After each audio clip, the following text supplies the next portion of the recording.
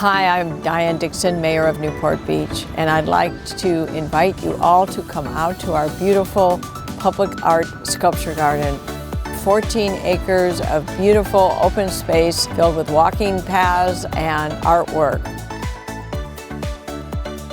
The rolling, hilly landscape of the Civic Center Park calls out for a larger-than-life figure like Contender striding through it. His smaller cousin, Be Still and Know, was showcased in Phase 3 of the exhibition. As the sunlight shifts around all of the striking angles of John Merigian's welded corten figure, the sensation of bold motion and its joyful nod toward the sky inspires at any hour.